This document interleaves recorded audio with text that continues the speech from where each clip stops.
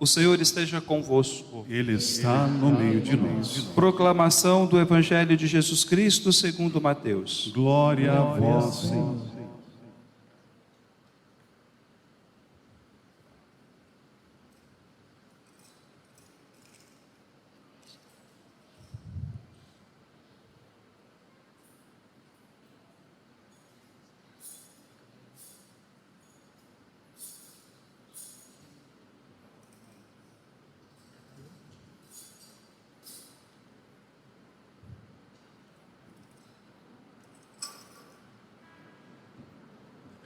Naquele tempo, vendo Jesus as multidões, subiu ao monte e sentou-se.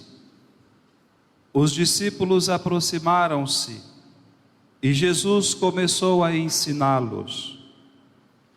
Bem-aventurados os pobres em espírito, porque deles é o reino dos céus. Bem-aventurados os aflitos, porque serão consolados. Bem-aventurados os mansos, porque possuirão a terra.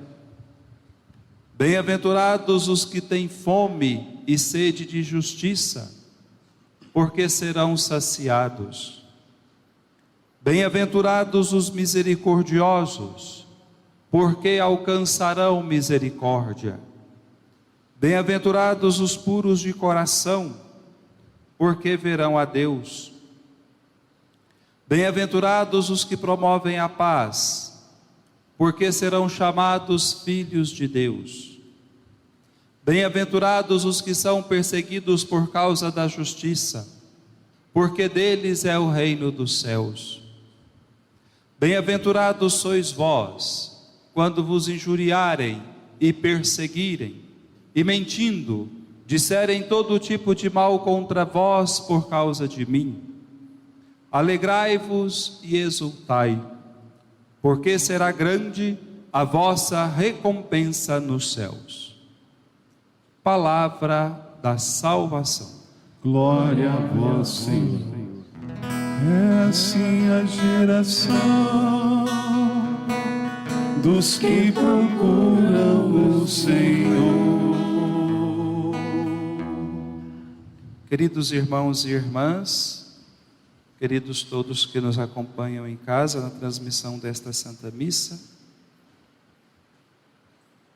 no ano de 2007, os bispos todos da América Latina, reunidos na Conferência de Aparecida, disseram assim: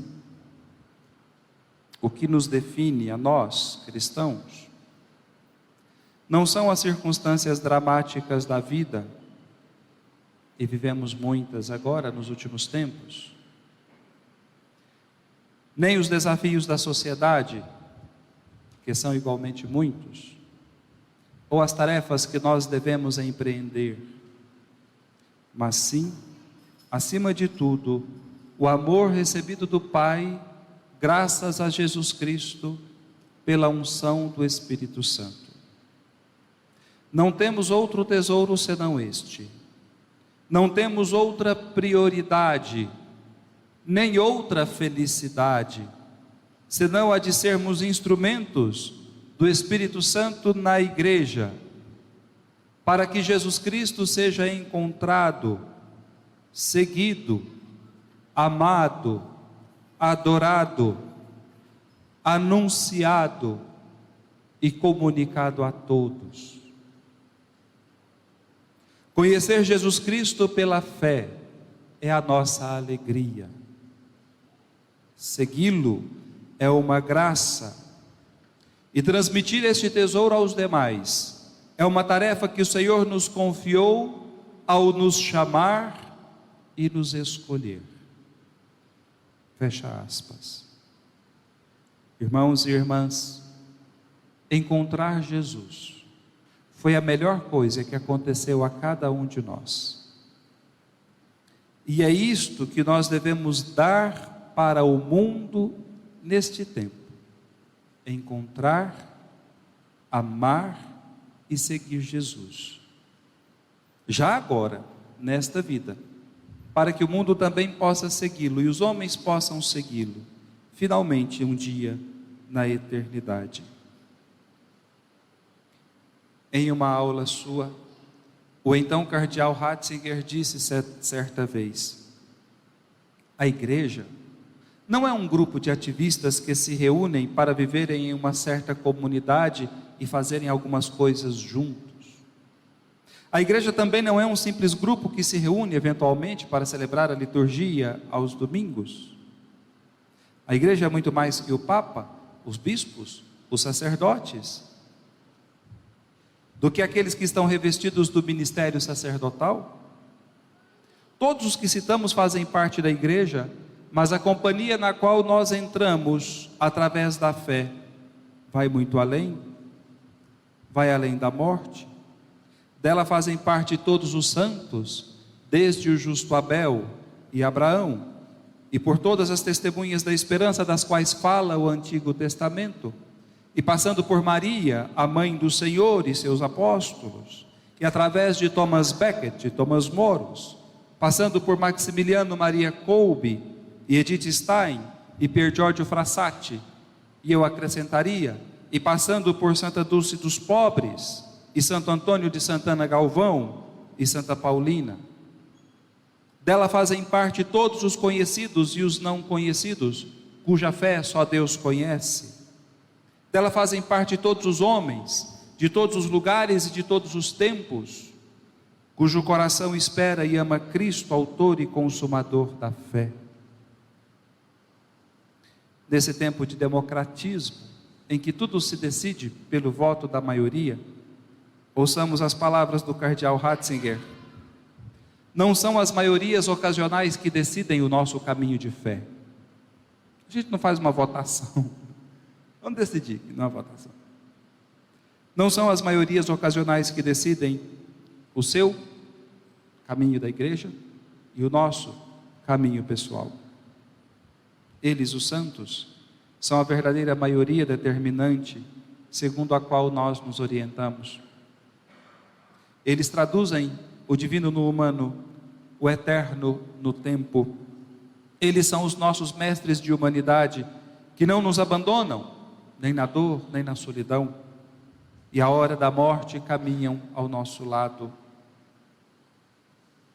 Recordemos Madre Rivière, a fundadora da Congregação das Irmãs da Apresentação de Maria, que viveu sumamente para fazer Jesus conhecido e amado desde a sua pequenez. Ser santo, irmãos, é entrar nesta grande procissão que parte da fonte batismal, atravessa a história da humanidade e se lança na eternidade. Ser santo é entrar na Assembleia dos Santos, que adoram a Trindade onipotente una em seu trono de glória, em espírito e em verdade, e que caminha neste mundo, por entre as luzes e as sombras da própria história e da história da humanidade, almejando ingressar um dia na comunhão dos santos, na Jerusalém celeste, para entoar eternamente o Aleluia e o cântico novo do Cordeiro. Eu diria que estamos todos numa grande procissão, a exemplo da procissão na liturgia da missa, como quando entramos na presença daquele que é o Alfa e o Ômega, o princípio e o fim de todas as coisas, para celebrarmos a sua liturgia no tempo e ao mesmo tempo participarmos da liturgia celeste e sermos por ele aqui santificados. Aqueles que ingressam perante o trono da divindade para celebrar a sua liturgia terrena participam já da liturgia celeste e unem a si o cosmos e a criação inteira, os homens e as mulheres de todos os tempos e a história da humanidade consigo, na adoração do Filho ao Pai. E o Filho, levando em seus ombros a humanidade redimida, como levara um dia o madeiro da cruz aos ombros, caminha decidido conosco até a consumação dos tempos, até que Deus seja tudo em todos. Para isso é que nós buscamos viver uma vida santa e irrepreensível, sob seu olhar no amor. Por isso, preparando esta homilia de hoje, me vinha uma impressão sentimento, talvez uma inspiração. Nesse mundo nosso, se perguntarmos a um político, qual é a saída? O político apresentará uma saída política. E o economista apresentará uma saída pela economia. E uma ONG apresentará uma saída, talvez, por meio da participação pública política. E se os homens nos perguntarem a nós, cristãos? E se a sociedade nos perguntar a nós, qual é a saída para o mundo? O que é que nós vamos responder?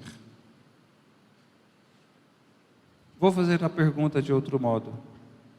Você está convencido de que a saída para o mundo é uma vida vivida em santidade?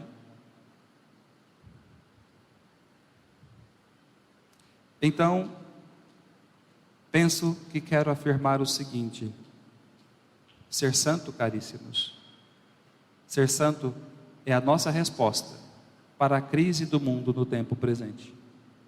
Ser santo é a saída para o mundo que clama por autenticidade e verdade. E eu vou tentar explicitar esse caminho por meio das bem-aventuranças. A primeira bem-aventurança: bem-aventurados os pobres, porque deles é o reino dos céus. Ser pobre para vencer a tentação do dinheiro. Parece que hoje só se fala disso. Tudo virou comprar ou vender, se tenho dinheiro, se não tenho dinheiro. E a vida se mede pelo tanto de dinheiro que se tem, pelo tanto de dinheiro que não se tem, pelo que se pode comprar ou por aquilo que não se pode comprar.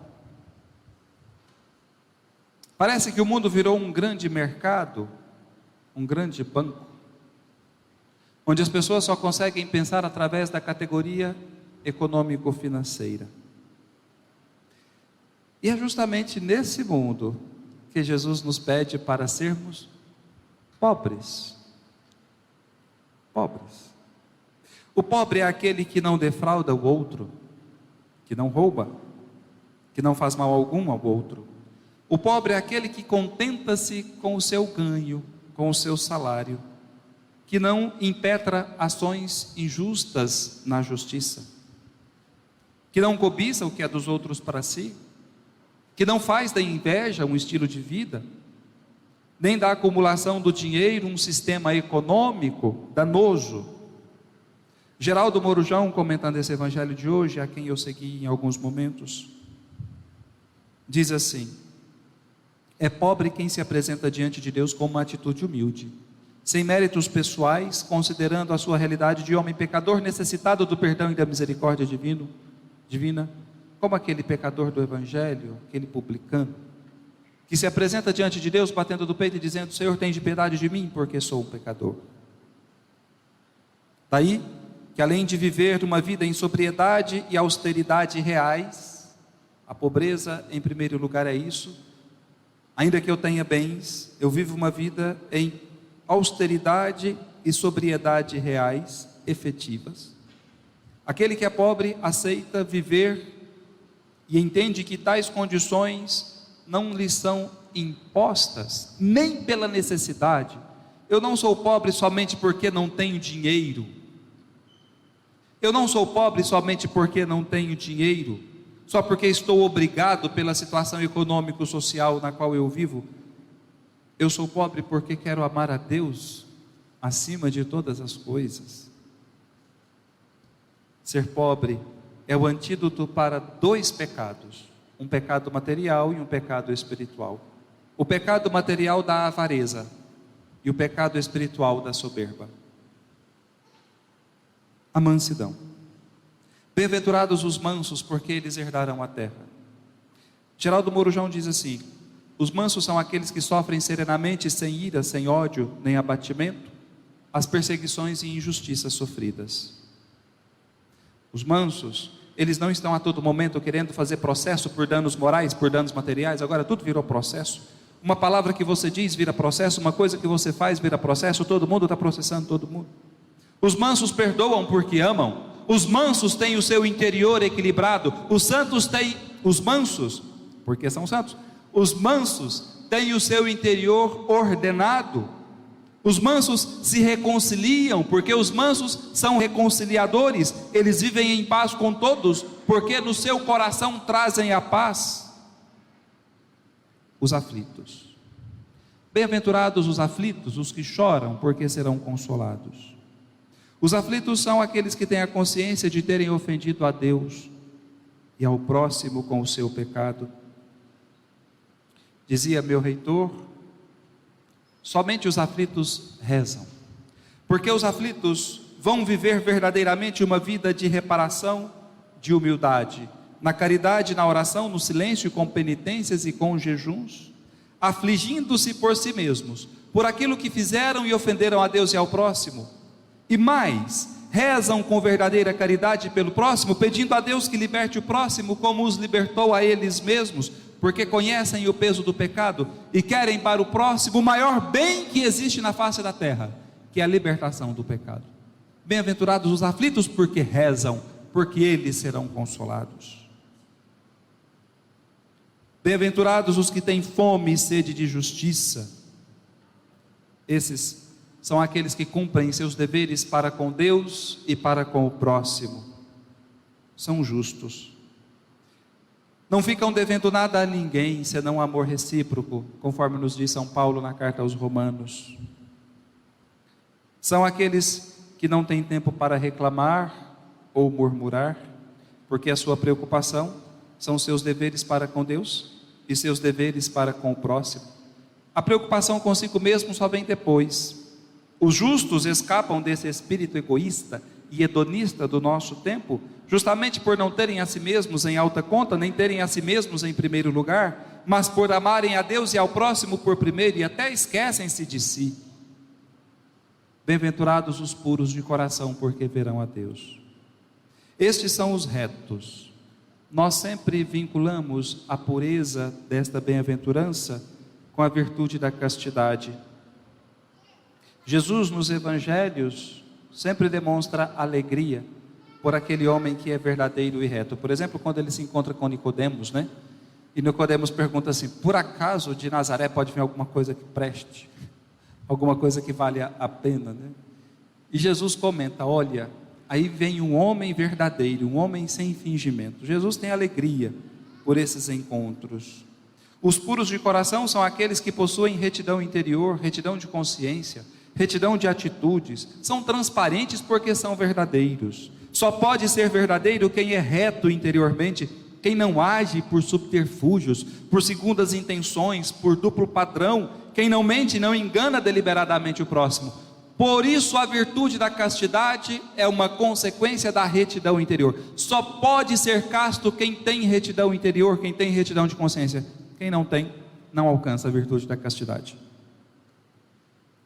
Bem-aventurados os que promovem a paz, porque serão chamados filhos de Deus.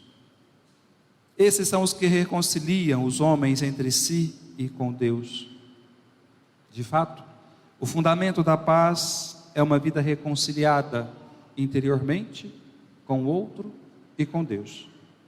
Não pode ser verdadeiro cristão quem não trabalha pela união e pela reconciliação das pessoas.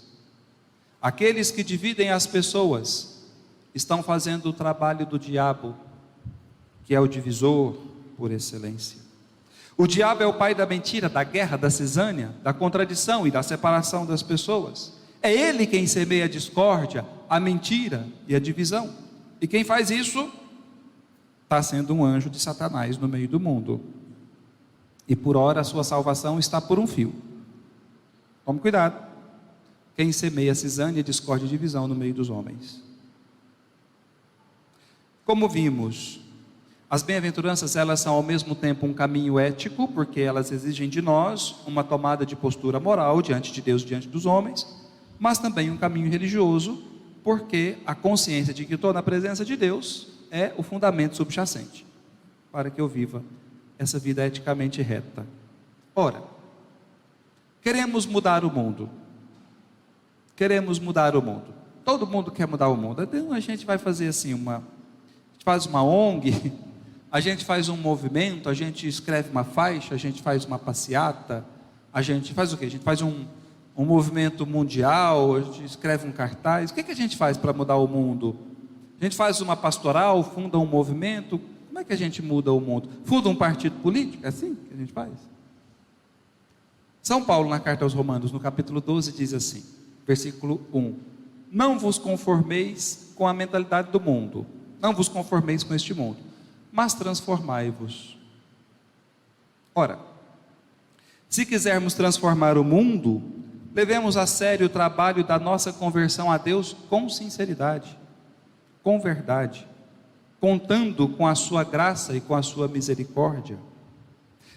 Cada homem e mulher convertidos é uma alma a menos no inferno. Eu posso ficar na igreja a vida inteira e parar no inferno se eu não for convertido? Cada homem e mulher convertidos é uma alma a menos no inferno e um santo a mais no céu. Cada família santa é a garantia de futuras gerações de santos a semear o mundo. Os santos, apesar de serem poucos, disse certa vez o Papa Bento XVI, são eles que mudam o mundo, são os santos, só dos santos e só de Deus é que provém a verdadeira revolução, a mudança decisiva do mundo. E aqui nós nos achamos perdidos no Brasil, se a mudança virá pelo político A, pelo político B, pelo viés de direita ou pelo viés de esquerda, pelo partido fulano ou cicrano, ou por aquele movimento, ou pela COP26, não é daí que virá a mudança. Não sejamos ingênuos, não é daí que virá a mudança. A verdadeira mudança que faz avançar o mundo na direção da cruz, e portanto da consumação e do seu encontro decisivo com Cristo no final da história, é aquela revolução silenciosa de uma vida vivida segundo a caridade, segundo a verdade e segundo a justiça, na pobreza, na mansidão, na misericórdia, com o coração puro e reto diante dos homens e diante de Deus. Mesmo que todos nos injuriem e digam todo tipo de mal contra nós, por causa do nome de nosso Senhor Jesus Cristo, é esta a única vida que vale a pena viver nesse mundo. Caríssimos irmãos e irmãs, peçamos à Virgem Maria, a medianeira de todas as graças, que nos convença a parar de lutar contra moinhos de vento e a nos convencer de darmos um testemunho autêntico de santidade, da santidade da igreja, da santidade de Jesus Cristo, em todos os ambientes em que nós estivermos, santificando a nós mesmos e santificando aqueles que convivem conosco. Louvado seja o nosso Senhor Jesus Cristo.